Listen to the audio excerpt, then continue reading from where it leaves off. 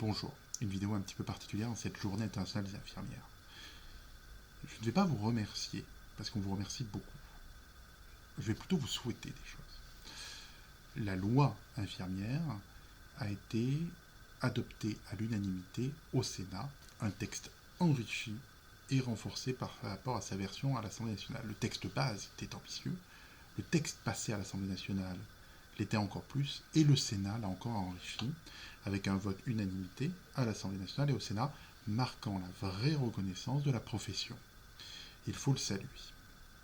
Maintenant, ce que je vous souhaite, c'est que ce texte, garantissant au niveau législatif la consultation infirmière, le diagnostic infirmier, la prescription infirmière, l'accès direct au rôle propre, l'expérimentation, accès direct au rôle prescrit, la mention d'un aspect populationnel dans la pratique avancée, la reconnaissance des spécialités sur une certaine pratique avancée correspondant à leur pratique, la reconnaissance des infirmières de l'éducation nationale et de l'enseignement supérieur. On a trop tendance à oublier de parler de l'enseignement supérieur en spécialité.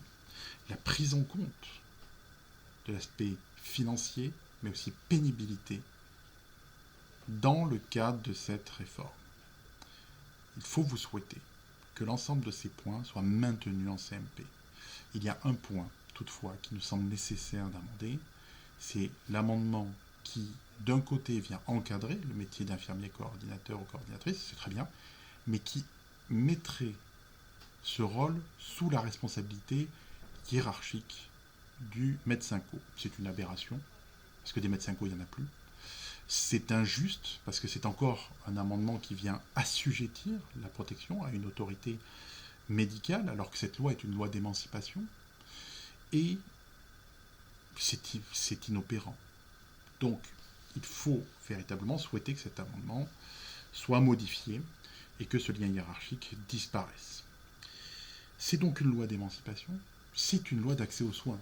Alors, il a été souvent répété que cette loi n'amenait pas le remplacement du médecin par l'infirmier. C'est vrai, c'est une loi qui remet l'infirmier à sa juste place et qui vient reconnaître et légaliser tout ce que l'infirmier fait déjà.